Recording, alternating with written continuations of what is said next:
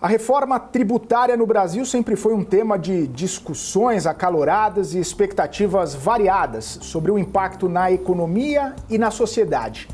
Recentemente, o governo apresentou uma nova proposta que tem como objetivo simplificar o sistema tributário por meio da introdução de um imposto sobre valor agregado, além de outros ajustes estruturais. O projeto busca reduzir a complexidade e a carga administrativa atual, prometendo uma economia mais competitiva e mais justa. No entanto, as mudanças propostas têm gerado debates sobre suas possíveis consequências, desde a segurança jurídica até o impacto na carga tributária das empresas e aos cidadãos.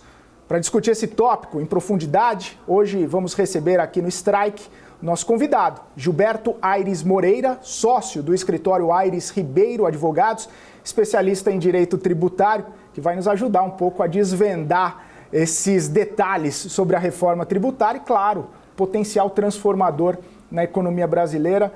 Doutor Gilberto, seja muito bem-vindo aqui à nossa programação. Obrigado por estar aqui conosco. Obrigado. Eu que agradeço a oportunidade de estar aqui com vocês. É um prazer conhecer aqui os estúdios do BMC News e conversar um pouco mais sobre a reforma tributária. Reforma tributária que tem muitas discussões. Desde que foi apresentado o projeto, a gente tentou fazer uma leitura, tentou aprofundar um pouco nas discussões, mas é um projeto bastante abrangente, doutor. Principalmente quando a gente se apega na complexidade e no tamanho do projeto encaminhado. São 500 artigos, mais de 360 páginas. Como que você avalia, né, essa complexidade do texto, o impacto que a gente pode ter diante de tantos tópicos, de tantos pontos a serem detalhados? Bom, bastante interessante a sua pergunta. Iniciar essa conversa até pensando o seguinte: a reforma tributária é uma questão tão complexa, ela envolve tantos pontos, tanto em relação ao dia a dia da empresa, da economia, ao financiamento público, as questões envolvidas no nosso pacto federativo, né? Porque aqui no Brasil a gente tem União, estados, municípios. A Constituição deu a cada um destes entes alguns tributos, né? E quando nós, lá em 88, tivemos a nossa Constituição atual, esta Constituição ela já nasceu antiquada no que se referia à matéria tributária, né? Para você ter uma ideia, em relação ao IVA, o Imposto sobre Valor Adicionado, ele é um imposto de design natural para ser no órgão nacional. Então você veria ele em outros países como um tributo nacional que seria aplicado com as mesmas alíquotas, com as mesmas regras em todo o território do país. Uhum. E aqui no Brasil, em razão da forma como ele foi introduzido nos anos 60, a gente acabou tendo esse tributo ali chamado ICMS, sendo de responsabilidade de cada um dos estados. Doutor, pensando nessa complexidade toda, né, e nesses desafios, fica mais difícil o entendimento e a aplicabilidade de possíveis mudanças dessa reforma para os contribuintes, para as empresas? Fica mais complicado diante de todo esse arcabouço ser um pouco grande, se a gente pode dizer assim? O problema nosso todo aqui, a palavra é confiança. É falta de confiança na União, nos estados, é a falta de confiança dos estados e dos municípios na União, é a falta de confiança do contribuinte com o fisco, é a falta de confiança do fisco com o contribuinte, é a falta de diálogo entre as partes envolvidas. Então, por conta disso, foi necessário uma emenda constitucional, e por isso eu comentei que foi tão difícil chegar nesse texto e chegar na promulgação dessa emenda constitucional ao final do ano passado, justamente porque das outras tentativas que tivemos, nós conseguimos ter uma convergência de entendimentos para retirar o tributo, o ISS do município, retirar o ICMS dos estados, transferir isso para um órgão comum que coordenaria isso, que no nosso caso do IBS, será do Comitê Gestor do IBS, e ter um tributo irmão, que é o CBS, que é o tributo federal. Vai haver uma harmonização desses dois tributos e ele vai ser administrado de forma única no país inteiro. Essa é a principal mudança que veio e uma das mais importantes para o nosso dia a dia. Se você pensar numa empresa que opera no país inteiro, ela acaba estando submetida a um ICMS em cada um dos estados e do Distrito Federal. E esse ICMS, cada um deles tem o seu regulamento. Não necessariamente ele é administrado da mesma forma pelo fisco estadual e distrital, e muito menos pelo judiciário. O que leva a discussões como, por exemplo, tem uma discussão que já chegou no Supremo, nós estamos nos últimos anos falando sobre ICMS, sobre transferência de mercadorias entre estabelecimentos do mesmo contribuinte. Isso já é uma jurisprudência que já é presente nos tribunais desde a década de 90, com base em súmulas de tribunais superiores. E não temos uma harmonização, uma utilização dessa jurisprudência, levando isso até o Estado para acabar com o conflito. Por isso que essa reforma é tão importante, porque aí a gente passa a ter apenas ali uma legislação só, e até a lei complementar que está agora em discussão no Congresso, ela trata disso, da lei complementar de instituição, como eu comentei, da contribuição sobre bens e serviços federal e do imposto sobre bens e serviços estadual e municipal ali sobre o comitê gestor. Né? Isso vai trazer uma redução de custo administrativo enorme. É um primeiro ponto que a gente pode destacar. Nesse sentido, né, isso seria benéfico, obviamente, para os estados. Traria um entendimento de uma igualdade. Mas isso pode, de alguma forma, acirrar as desigualdades, já que os estados eles acabam tratando de formas diferentes, até mesmo para ter algum tipo ali de atratividade em relação a outros pares e outros estados, doutor? Bom, interessante isso. Primeiro ponto, em termos de estudo das finanças públicas, em termos de estudo da tributação, o que a gente tem hoje é o entendimento de que é melhor tratar a desigualdade do ponto de vista da despesa, ou seja, da aplicação do recurso público, e não do ponto de vista da receita, da arrecadação do imposto.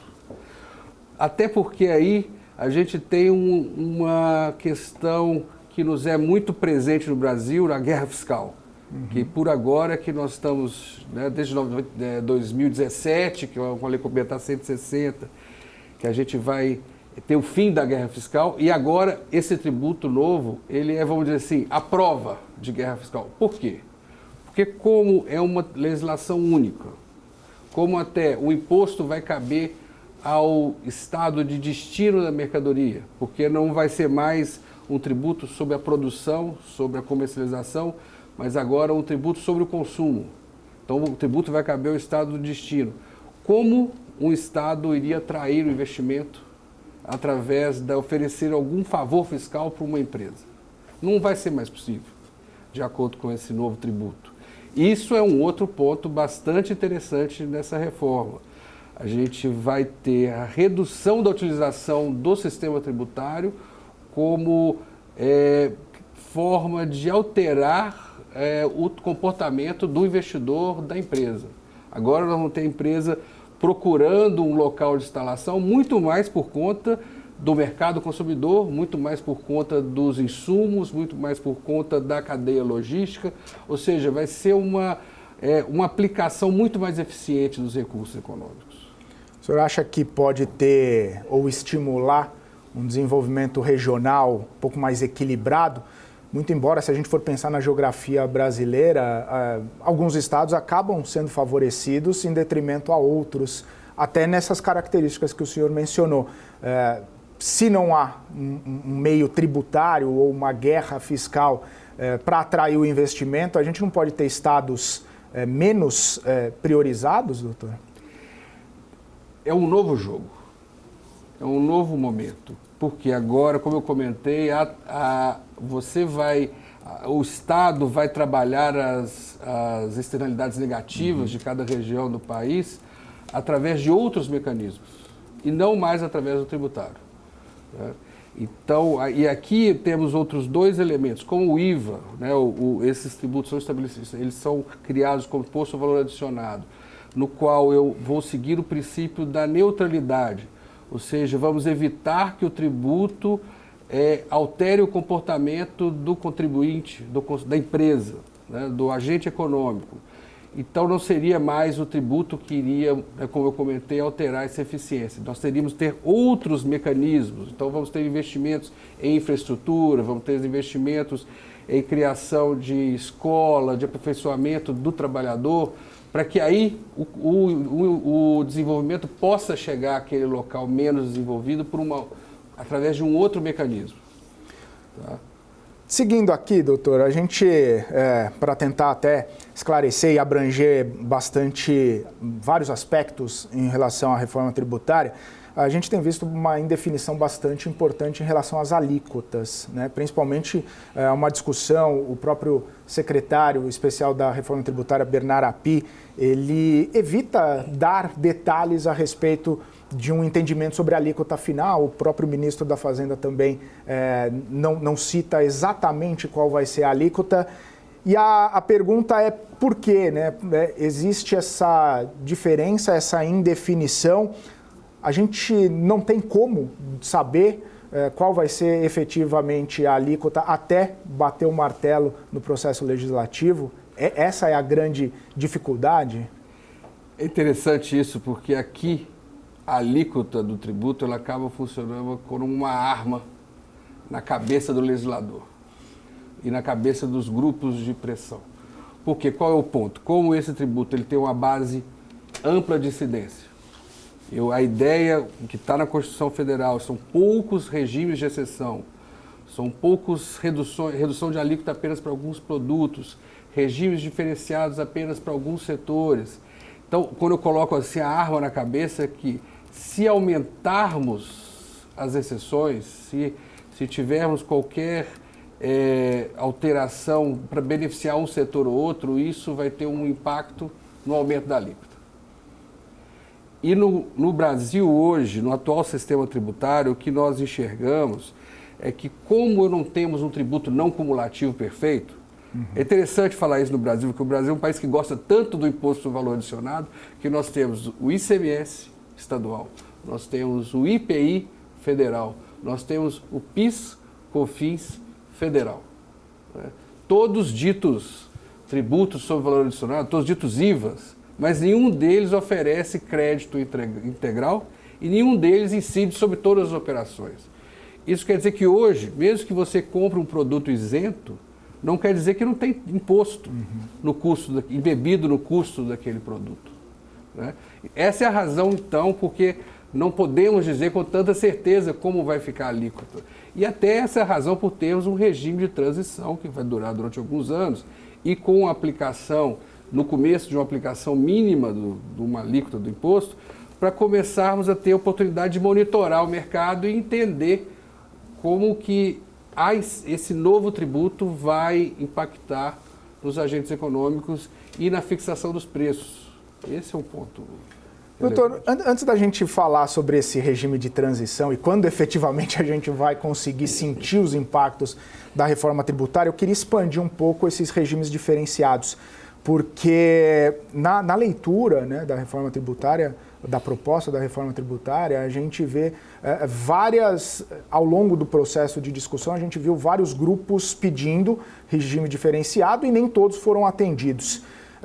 Como que o senhor viu essa discussão e o entendimento de quem efetivamente estaria nesse regime diferenciado?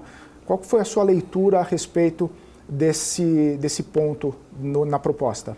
Bem, o que nós temos na proposta? Nós temos um regime favorecido, que é eu mantenho o regime geral de aplicação do IVA, onde o tributo incide na importação, não incide na exportação, e incide em todas as demais elos da cadeia econômica até o consumo.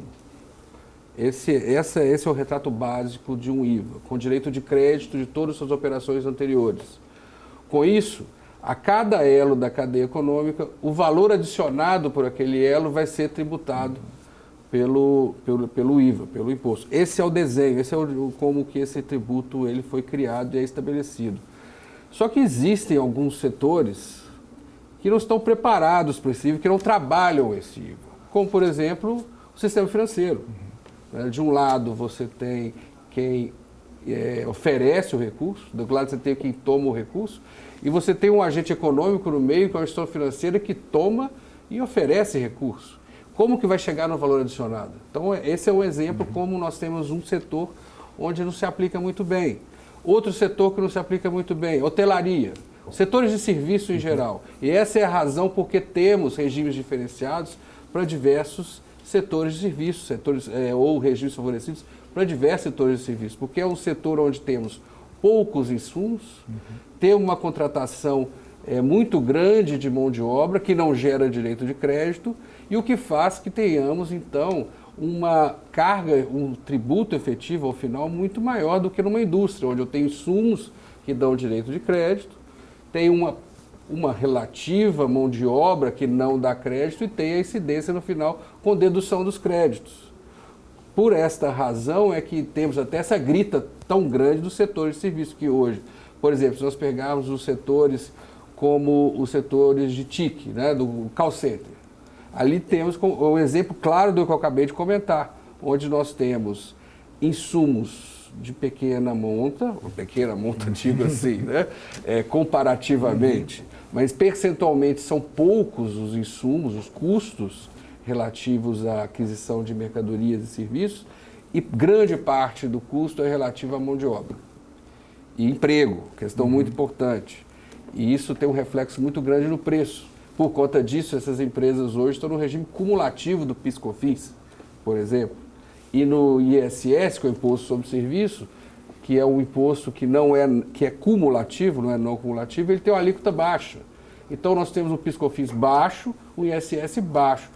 Passar isso para um IBS, CBS a 26% é algo muito complexo. Então, por conta disso, tem essa grita tão grande do setor de serviços e porque temos, então, diversos setores de serviços com regimes favorecidos ou diferenciados. O caso que eu comentei do setor dos instituições financeiras, o mercado financeiro, o caso dos imóveis, o mercado imobiliário, aí é uma outra questão, como eu comentei, é como tratar este setor. Por exemplo, setor imobiliário. Eu tenho a aquisição de um bem de consumo, entre aspas, ele vai ser consumido em 30 anos. Como é que eu posso aplicar nesse produto de consumo uma alíquota cheia de 26%? Né? Por conta e sem que isso tenha um impacto muito relevante no consumo, no mercado, na fixação dos preços e na oferta. Né? Por conta disso, precisamos desses regimes diferenciados. Mas ele acaba que ele é feito, e isso foi definido já na emenda constitucional, porque é aquela questão da confiança que eu estava comentando com você, então já precisava naquele momento da emenda constitucional já dizer quais são os setores que vão ter regimes diferenciados, quais os produtos e serviços que vão ter regimes favorecidos, alíquotas reduzidas, tudo para dar uma maior segurança para todos e que fosse assinada essa emenda. Essa é a razão porque nós temos esses regimes diferenciados de acordo com a teoria e o que eles estão querendo aplicar nessa reforma. Até porque na teoria, né, tem aquela velha máxima de dar um tratamento desigual para os desiguais, né? Nesse sentido, tem setores ou tem grupos de interesse que estão se achando também nesse direito.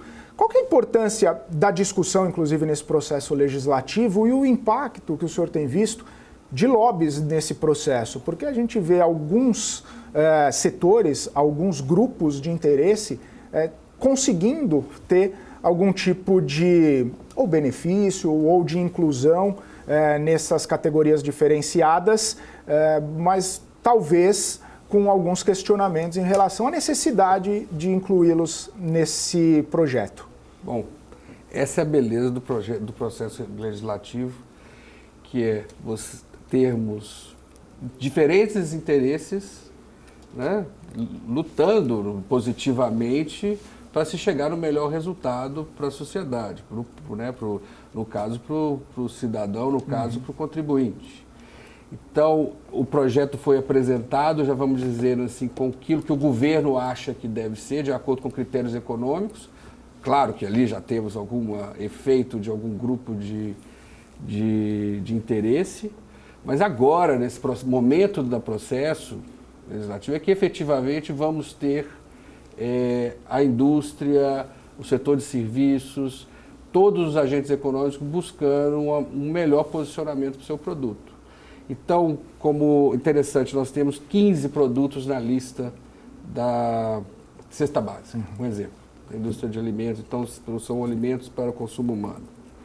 Nesses produtos da cesta básica, esses 15 produtos, eles seguem muito a lista federal da cesta básica, é o que a gente tem hoje. Na prática, o que nós vamos ter? Vamos ver grupos buscando aumentar essa lista de produtos. Temos uma pequena lista de produtos com tratamento favorecido, alimentos com tratamento favorecido. Vamos ter indústrias de alimentos trabalhando os seus produtos para tentar incluí-los nessa lista. Mas como eu comentei, o sistema ele foi criado, estruturado de uma forma que para trazer benefício de um lado, eu tenho que trazer oneração de outro. Então, o que se apresenta é quanto mais benefícios temos, maior alíquota teremos. É o problema também desse nosso IVA de ir para o supermercado com fome. Se tivéssemos um Estado equilibrado com suas finanças públicas, já com uma carga tributária média, não teríamos o problema de ter uma alíquota menor, ter algo mais razoável. Mas não, o Brasil testa a alíquota desse IVA num limite global muito alto. Não existe um IVA aplicado com uma alíquota dessa. O objetivo é trazer esses novos tributos para o nosso sistema, substituindo os antigos e mantendo a mesma carga tributária. Esse é o objetivo.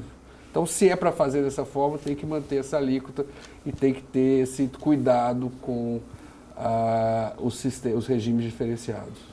Inclusive, eu estava até lendo algumas reportagens, né? Existem grupos falando, poxa, mas carne é um item essencial, talvez devesse estar. O próprio secretário Bernardo Api falando, se isentar a carne, tem que elevar de outros itens, como o senhor muito bem mencionou. A lista, os itens da lista que são isentos ou têm um regime diferenciado menor de alíquota, eles estão em acordo ou pelo menos alinhados com o que a gente vê também num cenário internacional ou num manual, entre aspas, de boas práticas de uma reforma tributária. Tá ok para o senhor ou precisaria ter alguns itens a mais, alguns itens a menos? Como que está essa relação, né, dos itens diferenciados dentro dessa proposta? Bom, esse ponto é interessante. Linhas gerais, a proposta de reforma ela traz um tributo que segue os padrões internacionais. Isso é interessante para nós, entendo como profissional do direito, quanto quem vai estar apoiando a empresa na aplicação dessa legislação. Já existe um histórico. Então já sabemos como operar esse tributo. Quanto menos nós criarmos jabuticabas, quanto menos nós mudarmos esse padrão internacional, mais fácil vai ser tanto para o empresário brasileiro quanto para o investidor estrangeiro operar no Brasil. Quando, olhando no direito comparado, termos a aplicação de... Como é que existe? Qual é a situação? Existe a alíquota zero, existe a isenção, existe a redução de alíquota e existe a alíquota integral. Quando eu ofereço uma alíquota zero, isso quer dizer que estamos desonerando o produto ou o serviço. Então, há oferta de créditos relativos à aquisição dos insumos, não temos um tributo na saída, consequentemente eu tenho uma desoneração total daquele produto. Quando temos uma isenção, nós negamos o crédito na aquisição dos insumos. Com isso, não há incidência na saída, é isento, mas há um tributo que está ali no custo do seu produto. Então, esses são elementos vistos internacionalmente. E temos a redução de alíquota. O nosso sistema ele utiliza todas essas armas, todas essas estratégias de tributação. E o que nós vemos também no mundo inteiro é alguns produtos, de acordo com a sua essencialidade, eles vão ter um tratamento beneficiado por qualquer uma dessas razões. Então isso é algo que é bem visto e que acontece. A questão é o excesso. Voltando ao exemplo que a gente tem do nosso ICMS hoje. Cada estado, por exemplo, na cesta básica, cada estado trata a cesta básica de uma forma. Cada estado tem a sua cesta básica. Cada estado tem tratamentos diferenciados de acordo com o entendimento administrativo. Então vamos ter um investimento, de um certo investimento de um certo setor no estado A.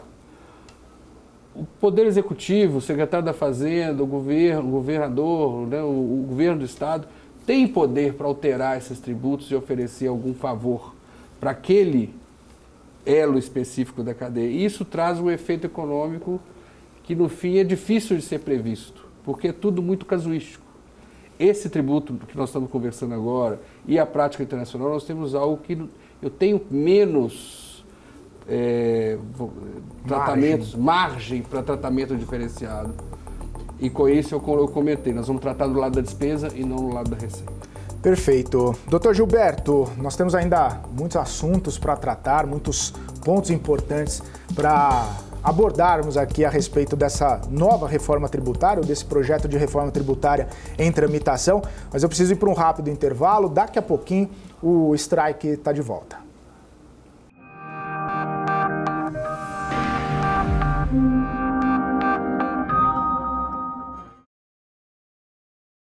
Estamos de volta aqui com o Strike, abordando temas importantes a respeito da reforma tributária, recebendo hoje Gilberto Aires Moreira, sócio do escritório Aires Ribeiro Advogados, especialista em direito tributário. Doutor Gilberto, falávamos há pouco, antes do nosso intervalo, a respeito de alguns grupos de interesse que estão se movimentando ou estão buscando, né, ser inseridos nesse processo da reforma tributária para ter uma isenção ou ter uma redução de alíquotas. Eu me peguei pensando do outro lado. A gente tem, diante desse projeto, impostos majorados para alguns produtos, para alguns setores, o que o pessoal tem chamado aí de imposto do pecado. E alguns grupos de interesse também se movimentando, mas para o lado contrário, para tentar ou reduzir uma alíquota que não seja tão majorada assim, ou até mesmo sair desse imposto mais elevado. Como que o senhor vê essa possibilidade ou essa movimentação desses grupos de interesse nesse sentido também? E, obviamente, né, esse imposto majorado para setores específicos, ditos e tidos ali como prejudiciais à saúde. Sim. Aqui nós estamos agora do imposto seletivo. Exato.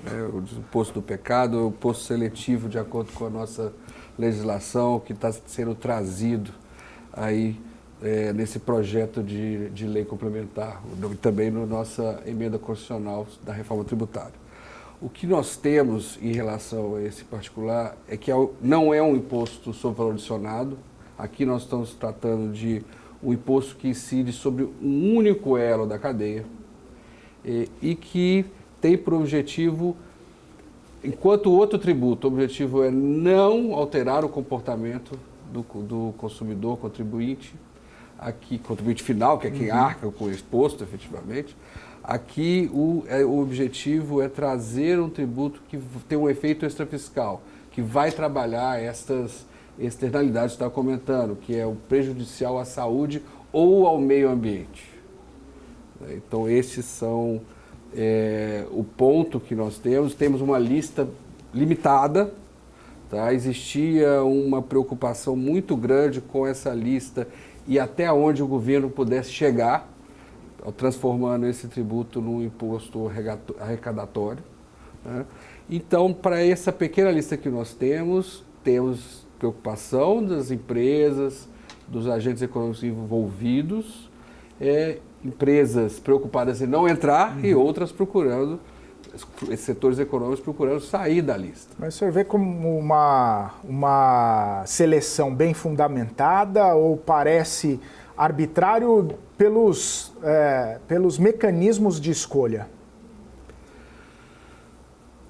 Se podemos ter uma outra seleção, podemos. De linhas gerais, esses foram os produtos escolhidos pelo governo e que vêm sendo analisados pelo Congresso. Já na fase da emenda constitucional, já vínhamos discutindo estes produtos, esses serviços e alguns outros até que estão nessa, como você comentou, que podem ser incluídos. Então, sim, teremos também aqui alguma procura de influenciar uma exclusão dessa lista. Tem setores preocupados. Por exemplo, tivemos discussões já noticiadas nos jornais sobre para reduzir a alíquota do IVA sobre alimentos, tributarmos os jogos de azar, os bets. Foi uma proposta de inclusão de um novo item na lista. Existem outros setores preocupados com a sua inclusão e procurando retirar. Mas, basicamente, como você comentou, as bebidas alcoólicas, eu estava falando mais cedo, sobre as bebidas alcoólicas, nós vamos ter a preocupação de duas alíquotas. Uma alíquota para o produto e uma segunda alíquota em razão dele ser destilado ou fermentado. Os spirits, vamos dizer assim, quando se fala no diesel exterior, seriam aquelas bebidas alcoólicas com maior grau alcoólico, consequentemente com maior efeito para a saúde. A gente falava em relação a alguns produtos desonerados ou com uma alíquota menor sobre a jurisprudência internacional ou um alinhamento com o entendimento internacional. Esse imposto seletivo, na sua visão, ele também caminha equacionado com esses pontos ligados lá no cenário internacional também, doutor? Linhas gerais, ele segue um padrão internacional. Existe uma preocupação de que, por exemplo, a gente tem uma tributação maior, majorada em produtos derivados de petróleo, ou até mesmo na questão da mineração. E aí entra em grandes empresas brasileiras, exportadoras e que são das maiores empresas brasileiras ligadas a esse setor. Isso poderia impactar economicamente e na viabilidade até mesmo de alguns negócios ligados a esses setores, até por conta de uma grande demanda desses produtos também no cenário internacional?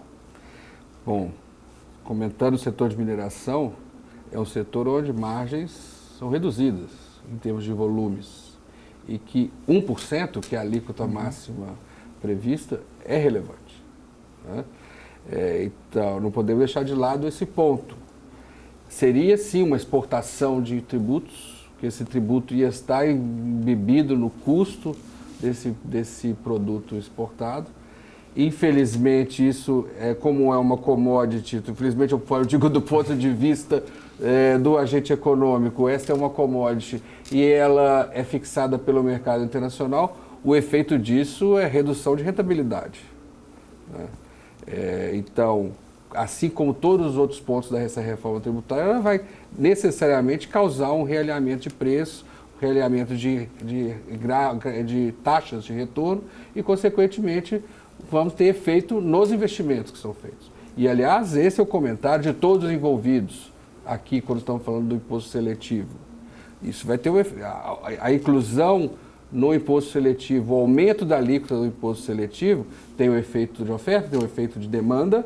Consequentemente, nós vamos ter um efeito no investimento. E isso tem que ser levado em consideração pelo governo quando fixando, oferecendo esse ponto, incluindo esse ponto na agenda tributária e para o Congresso quando analisando esse ponto na agenda tributária. Pode impactar negativamente a posição do Brasil no cenário internacional, no cenário econômico, comercial, global. Sim. Mas, principalmente, o imposto ele vai ter um efeito doméstico. Vamos ter um efeito na atração de investimentos para o atendimento do mercado doméstico.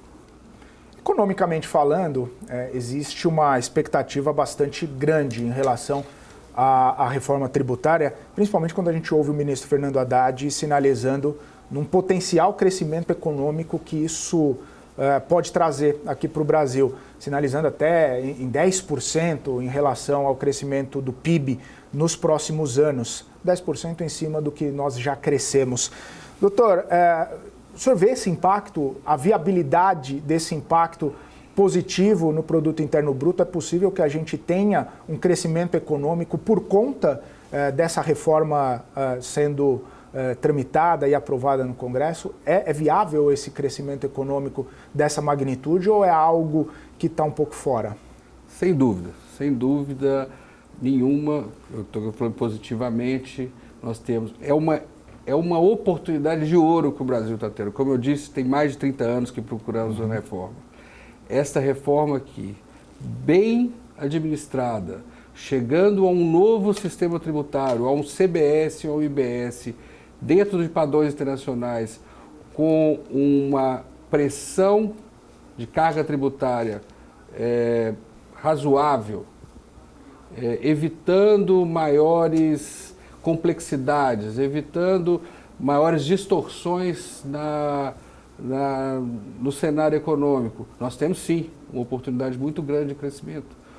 Como eu comentei, hoje eu não consigo, um produto isento hoje eu não consigo dizer se ele realmente é isento, e ele não é. E alguns estudos são apresentados pelo governo falando sobre a cesta básica, itens da cesta básica que são indicados como isento têm uma carga tributária efetiva de algo em torno de 10% embebida no preço.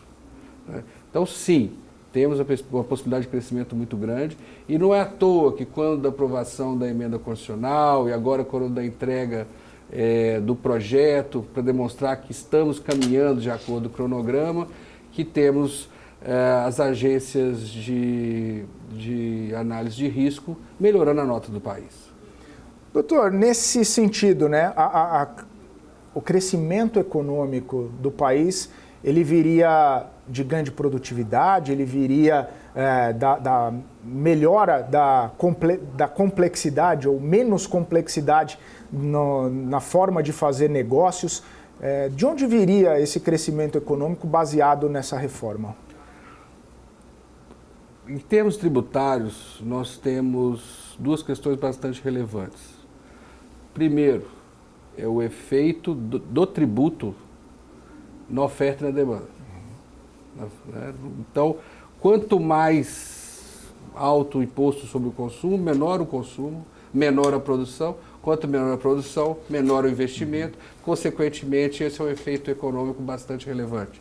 O primeiro ponto. O segundo ponto, toda essa complexidade que eu comentei, ela faz com que o produto seja mais caro. E, além do mais, esses dois pontos em conjunto reduzem o investimento. Quanto maior a incerteza que o empresário tem quanto à aplicação dos impostos, quanto à carga, quanto ao tributo que é feito, não há problema nenhum em pagar impostos.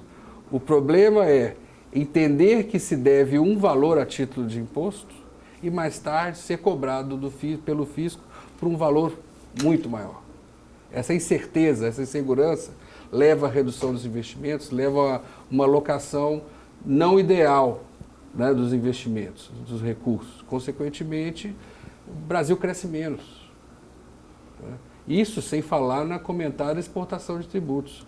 Não é à toa que temos o produto nacional tendo dificuldades de eficiência no exterior, de colocação de produtos no exterior por falta de competitividade, também em razão do ponto de vista tributário, e porque o produto brasileiro tem dificuldade de trabalhar com o produto importado muitas vezes. Que, por exemplo, vamos pegar os produtos de consumo adquiridos na internet, que nem tributados são. Então, realmente, esta reforma bem administrada vai trazer um ganho geral muito grande. O Brasil vai crescer, com certeza. E qual que é a projeção de quando que isso pode chegar? Porque a gente sabe que a reforma tributária ela tem esse período de transição, foi citado anteriormente, e eu queria entrar um pouco mais nisso. Esse regime de transição tributário está programado para começar em 2026, né? Quando que a gente vai começar a colher alguns frutos? Quando que a gente poderia, né, começar a ver já esses impactos positivos que o senhor bem comentou já efetivamente no nosso dia a dia? 2024 e 2025 são tidos como anos em que nós vamos ter a aprovação da legislação, a preparação da regulamentação, que nós vamos ter a criação, a estruturação da máquina administrativa que vai administrar esse tributo. 2026, iniciamos com o teste, a aplicação do IVA-CBS teste. A partir de 2027, com a substituição dos tributos federais pelo CBS, aí a gente começa a ver um resultado na economia. Já começamos a ter alguns efeitos econômicos do ponto de vista de arrecadação, já vamos ter alguns efeitos. Não podemos dizer que ainda eficiência do ponto de vista administrativo, do ponto de vista de redução de custo, vamos ter. Por quê? As empresas vão estar administrando ao mesmo tempo a apuração e recolhimento dos impostos existentes e a apuração e recolhimento dos novos impostos. Vamos já ter a substituição dos tributos federais, mas vamos estar convivendo com o CBS a partir de 2027 e com o IBS e com o ICMS e o ISS. E a partir de então, quando nós tivemos efetivamente em 33 a substituição do ICMS e do ISS pelo IBS, é que efetivamente vamos ter essa substituição desses tributos e efetivamente vamos poder enxergar os efeitos disso que a gente está conversando. Lógico que isso só vai acontecer efetivamente se procurarmos, durante esse processo, corrigir os pontos. O projeto é muito interessante, tem pontos bastante relevantes, como eu disse, com convergência com o sistema internacional, mas existem pontos que merecem atenção. E tendo com essa devida atenção e fazendo o dever de casa, em 2033 a gente está caminhando para um país melhor do ponto de vista da tributação, com certeza. 2 pontos então. Numa curva vai piorar antes de melhorar, já que vai ter uma complexidade um pouco maior nesse regime de transição, onde os tributaristas vão ter que lidar com 2 regimes e justamente essa transição, um e outro. Então vai ter uma piora aí na percepção. E o segundo ponto, se tudo der certo, e a gente está falando de um processo legislativo, onde algumas coisas podem acabar sendo muito discutidas ou pouco discutidas. Diante de um calendário apertado por conta de todo o cenário político que a gente está vivendo no Brasil hoje, a gente pode ter a aprovação, como se espera, até o primeiro semestre? Seria o ideal? Ou, na sua visão, você falou 24 e 25, aprovação dos projetos, é melhor a gente ter uma discussão um pouco maior para não deixar nada passar, doutor? É muito melhor termos discussão. Muito melhor discussão no bom sentido. Nós estamos falando em um diálogo entre os grupos de interesse, os representantes dos setores econômicos, federações de comércio, a CNI, a Federação do Comércio. Nós temos os entes econômicos discutindo pontos de melhoria, termos discussão dos estados, dos municípios. Por exemplo, os dos estados e municípios que se diziam dentro do processo, aliás, que estão dentro do processo de preparação do projeto, já indicaram 9 pontos de conflito com o projeto apresentado pelo governo federal. Então, assodadamente, querer trabalhar em 60, 90 dias de aprovação desse texto não seria salutar. Existem melhoras que podem ser feitas. Apenas aceitar o que o governo federal está apresentando, com o apoio dos estados e municípios, sem que a sociedade analise o projeto e apresente o seu ponto de vista, os seus pontos de melhoria, não seria interessante. Então, temos um ano difícil por conta das eleições, que vão não tumultuar, mas que vão tomar a agenda política do segundo semestre. Temos, isso existe, é um fato. Mas não podemos também sair aprovando qualquer coisa. E digo qualquer coisa, eu não estou falando mal do projeto. É que temos que parar e temos que analisar o projeto. Por exemplo, nós estamos tendo uma enxurrada de informações, receberam uma enxurrada de informações a partir da entrega desse projeto na semana passada. não podemos dizer que já estamos todos dominando todos os pontos. São diversos setores com especificidades muito grandes. Como eu comentei, o mercado financeiro, o setor dos serviços financeiros, ele tem uma especificidade muito grande que deve ser analisado definitivamente, porque é o centro da economia.